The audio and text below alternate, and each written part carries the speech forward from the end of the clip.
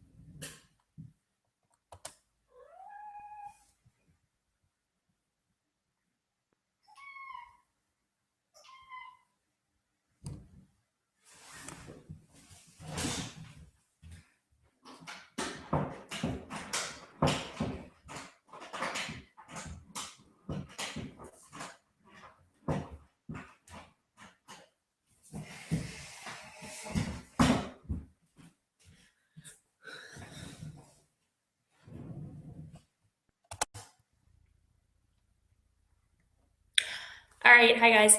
So I am starting right now.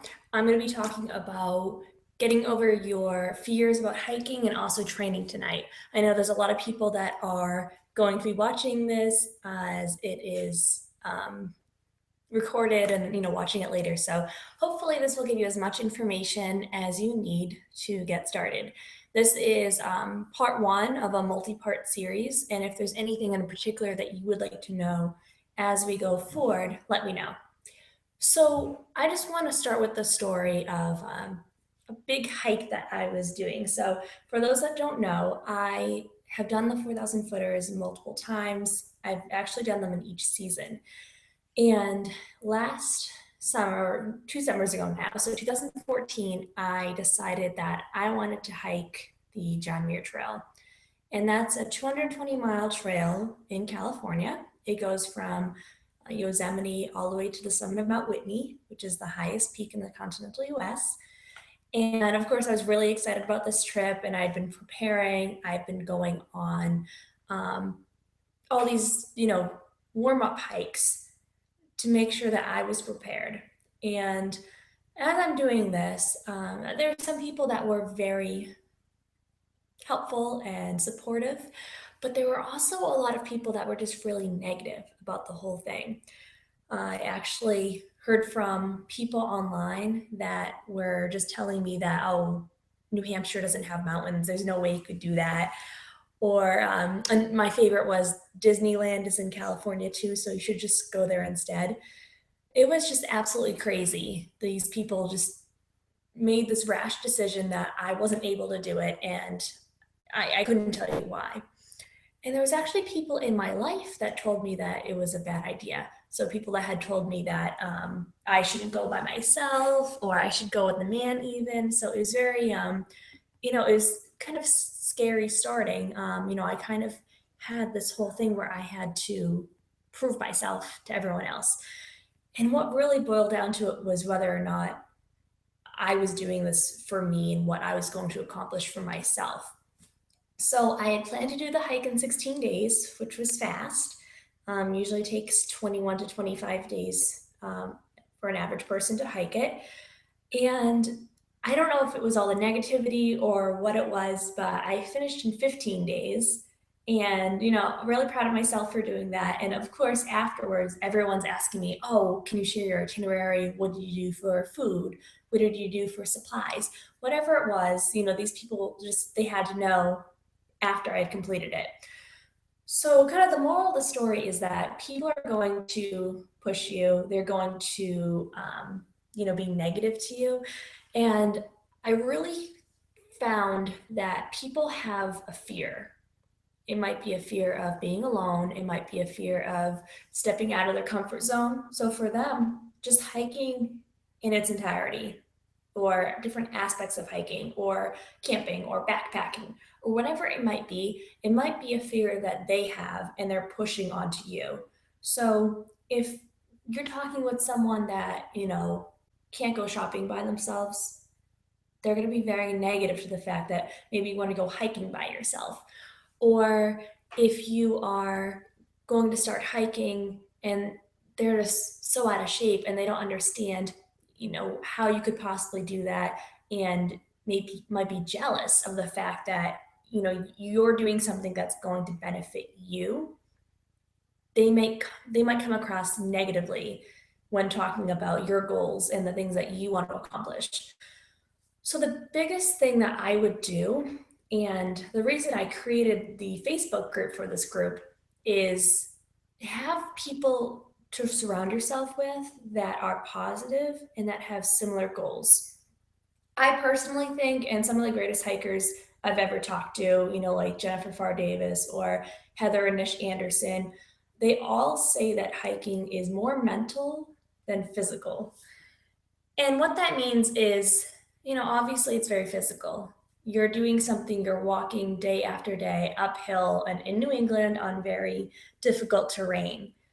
And so it's not to say that hiking isn't physical, but the mental aspect of it, the fact that you're out there possibly all day long, or, your brain is always moving, making sure that you always know where you are, where you're going next, just constantly thinking. And the fact that especially if you go by yourself, really getting inside your head, that's hard for people. And that might be a reason why you actually want to go do it. So, it's just something that, you think of how physical it is, but really it's more mental. So don't let other people trip you up or really scare you into not being able to do something that you want to do because they have their own fear with it. So that's just one of the biggest things when you get into it. Really surround yourself with people that are looking to do the same thing So make sure that in the Facebook group you are connecting with other hikers. Don't put off doing a hike. You don't have other people out there that you think want to do the same thing as you. So our goal is to build up to potentially doing 4,000 footers. So you have the 5-part mandatory hikes, and then you have the 4 not mandatory hikes, and you can choose to do all of them. You can choose to do just the 5, really anything that you kind of wish you want to do. If you want to do the 5 and then there's 2 of the challenge hikes that you'd like to do, feel free to do those as well, but it's not mandatory. It's just something that I think everyone will get something out of all of these hikes. So that kind of covers the mental aspect of it. I think just surround yourself with people that want to do the same thing as you. Be able to be part of a group that you're doing something crazy like they're doing too.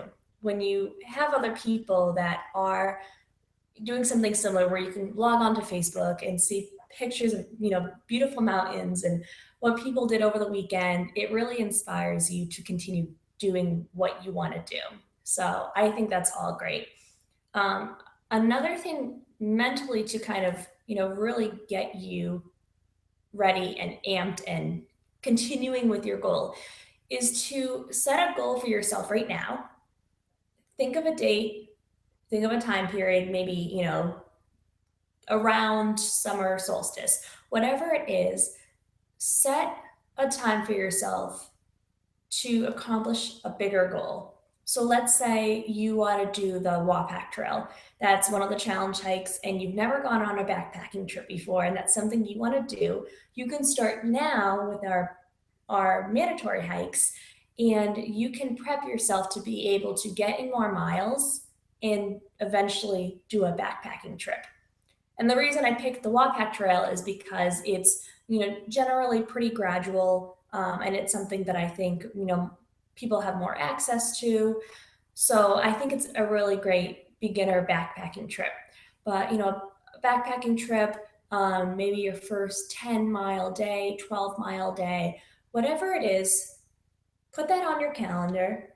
Find a great picture of the hike from just another blogger, or when you're Googling that hike, find a picture, put it as your background of your computer, print it out, put it on your fridge, just remind yourself of this goal. And that's going to really help you every day focus on your fitness goals and what you want to do physically to get prepared for the items that you'll need to buy in order to be prepared for it gear wise. So all of the things that you want to be doing before this big hike, you'll be reminded of every day if you have an image to look at. So I'm going to move on to just got a question. Okay, so a question about fitness. So you've probably heard this before, but the best way to get into shape for hiking is to hike. When you're hiking on a regular basis, it helps you so much. So there's all these different muscles you're using for hiking that you aren't using any other time, any other type of exercise. It's really hard to use those specific muscles.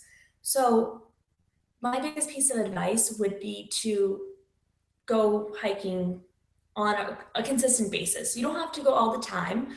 It's not a weekly thing that you need to do. Obviously it's not a daily thing.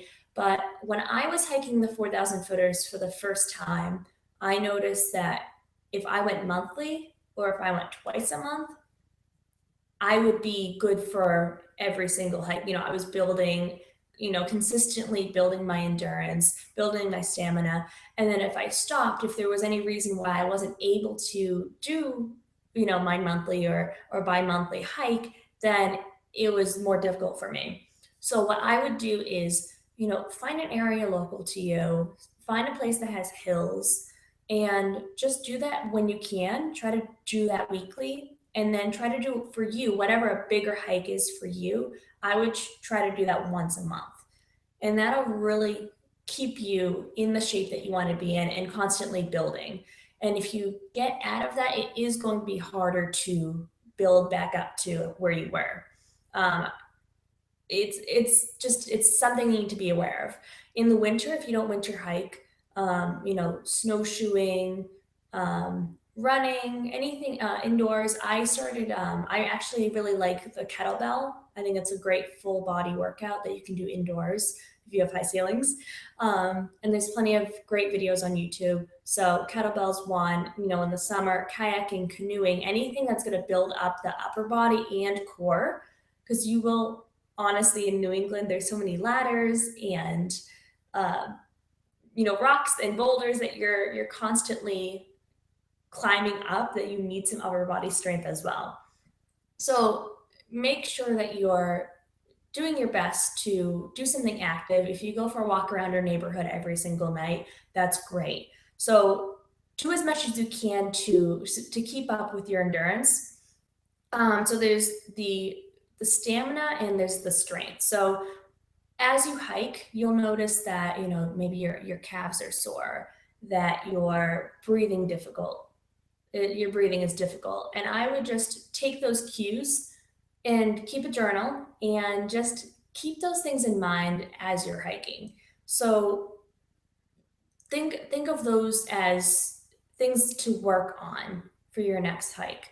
Just like, at the end of your hike, every single hike you should do this. You should take a look at all your gear, think of what you used, think of what you didn't use, and sort through all your gear and make sure that you're bringing enough of what you need and not bringing things that you really don't need. Obviously, first aid items you'll need, but other items that you may have thought you needed, you really don't. The other thing that I would do to make sure that you are really prepared, and honestly to help answer those questions when people ask you, oh, you're going in the woods, it's dangerous, do you bring a gun? I don't bring a gun. I don't bring pepper spray. I don't bring anything. I did take wilderness first aid, and I think that is so immensely helpful. In the course, you learn how to take the gear that you have and make a splint. You'll know what kind of scenarios you can get out of yourself, scenarios that you'll need other people to rescue you. If you break your leg, it doesn't matter if you're with 3 or 4 other people. You need, 8, 10 people to carry you out. So you're not going to be any better hiking with just one person versus, 3 people if something like that happens. But taking that course really helps solidify my knowledge, because I had taken just general first aid for years and years and years. And the wilderness first aid, it's so helpful in learning what you can do in the moment and just observing and making informed decisions. I think that's the biggest thing that I learned from that course. And there's higher levels in those courses that you can take, and I find those very helpful. So Wilderness First Aid, also there's organizations like Appalachian Mountain Club has a leadership training course, winter mountaineering course, and all of those really help to, at the very least, build your confidence. But hiking with other people is really important. I think going with someone that has done what you want to do and can give you tips along the way that can build your confidence, I think that's really helpful. So that's just something to keep in mind when you're planning your hikes. So you all have your 5 mandatory hikes, and you may have seen that they're not crazy hard. It's the first one's definitely to boost your confidence and get you on the trail, and that's the biggest thing with training and the mentality of hiking is just to start. So I know right now it's warm, but the trails are just covered in ice, and it's really hard to motivate yourself to go up on there. So if you do start now, I definitely recommend getting some microspikes. So Katula is the company that makes microspikes. There's other ones. Yak Tracks are no good. Those are just for hanging out, shoveling in your driveway or something. But definitely get a pair of either microspikes or crampons, not full crampons, but just the basic crampons, and that will really help you with the conditions right now. If you wait a few weeks, there's probably not going to be nearly as much ice. So that's something that I'd recommend. Um, you know, getting the gear that you need right now for the trail, but also if you wait a few weeks, then you can start with the consistency. Some of the other types of stretches and workouts that I like to do in between my hikes include trail running. I hate running. I absolutely hate running on the road. It's something that I don't think I'll ever be able to get into. But with the trail, it's slower. It's there's routes and there's twists and turns, and it's very different. So I really enjoy trail running slowly. I'm not a runner, so that's something that you can do now. Get some gross, shoes that you don't care about because it is, it's going to be muddy, and just get out there and just start slow. I actually use the couch to the Couch to 5K program that runners use for trail running, and that really helped me when I was starting to trail run. And after each winter, I need to actually do the whole program again because I don't run in the winter. I just like the way the dirt feels under my feet. So treadmill, if that's all you can do, that's great, but you're not going to have the same effect as varied terrain will have on your body. So I would try to get outside as much as possible in order to really train yourself for being on the trail. So I just want to go over a few things. Hiking is mental. People that tell you that you can't do it, that it's too difficult, that you're crazy. It's good to be crazy. But people that tell you that stuff, it's because they're afraid. It's because they have their own fears about what you're doing and they're just pushing their fears onto you. So you don't need to listen to them. Surround yourself with people that are into the same kind of things as you, that when you go online, you see beautiful pictures of people on the trail who had great adventures, who can inspire you in the way that you need to be inspired. Just shed the negativity. And women, I don't know why it's like this, but no matter how old you are, you're going to have parents that tell you that you shouldn't be doing what you're doing and to call you when you're off the trail. I've talked to people that are in their 50s and their parents still do this, mostly women. So it's pretty crazy. But it's because they care. But just make sure that you are informing people, you're telling people where you're going when you go hiking, when you expect to be done, and kind of what to do if they don't hear back from you.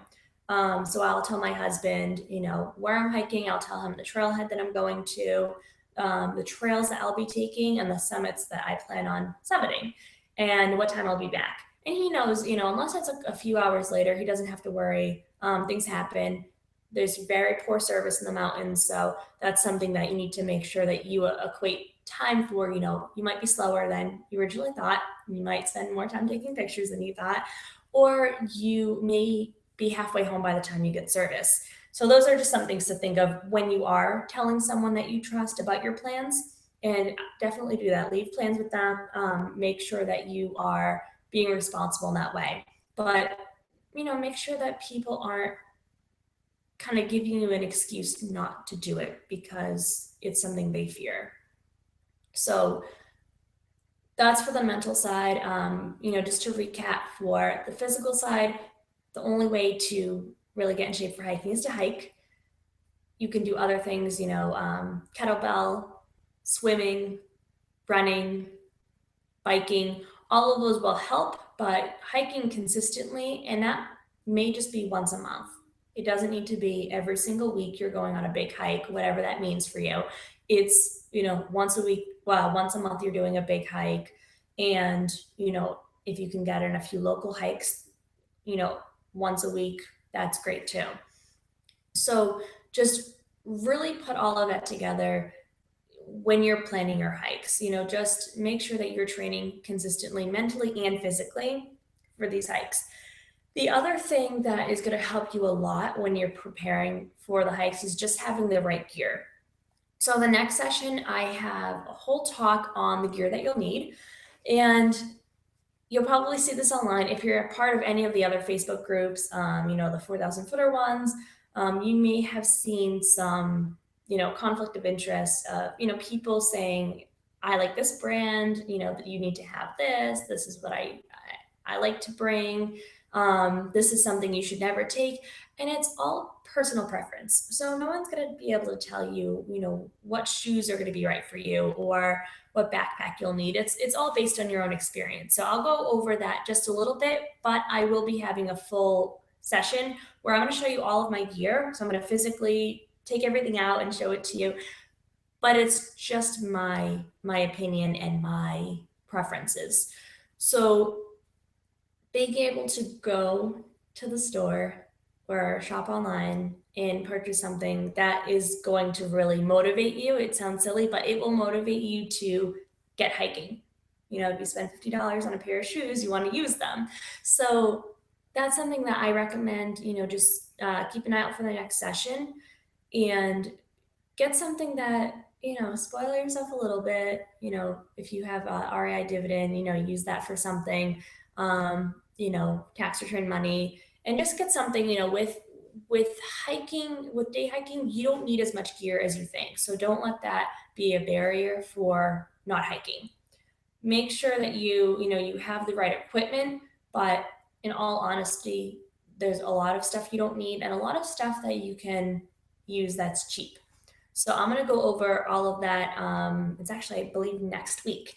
So keep in touch for that. I don't think I had any other questions. If you do have questions, there's a chat.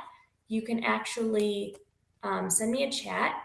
I don't know if it's easy for you to see, but there's a chat bar on the right. You might have to, find it. I don't know what it looks like on your screen, but mine's on the right-hand side. So if you have any questions, let me know. Specifically about the mentality of hiking, preparing. One thing I do want to mention is stretching. So there's some back and forth with this. I'm not a doctor. I'm not, any way, take it or leave it, my information. I'm not trained to tell you. It's just what I do. So I typically will do some dynamic stretches. So, maybe some jumping jacks, maybe just, shaking out and, getting ready. And usually the beginning of the hike tends to be flat. Some of the 4,000 footers though, they're straight up when you first start. So you do get to stretch out, your ligaments, and you do get to kind of get into your hike as you hike. So I don't do anything crazy with stretching before my hike, but I really do like to stretch after my hike. And that just, you're not going to be as sore the next day. You might be sore, but it's not going to be as bad. The other thing that I like to use is I have a foam roller, but it has pressure points on it and it's really great. And that's something that a hiking buddy of mine years ago, we were staying in a lodge up north in Maine, and she showed me, and it's definitely a life changer. So if you tend to get really sore and that's something that's not motivating to you, I know it wouldn't be for me. If you get really sore, that's something that you should definitely consider, making sure you stretch and eat right. And then, also do the foam roller if you think that helps. So that's all I have for you guys for today. I hope it was helpful. Some of my sessions are going to be a little longer. I know this was about a half an hour. My gear one will probably be about an hour because I love gear and I could talk about gear for a long time. And then I have some other great topics coming along the way as well. So if you have any questions, feel free to email me and ask, or you can also post on the Facebook group. And I'm just getting over the stomach bug, so I will be a little bit more peppy and ready next time for all your great questions.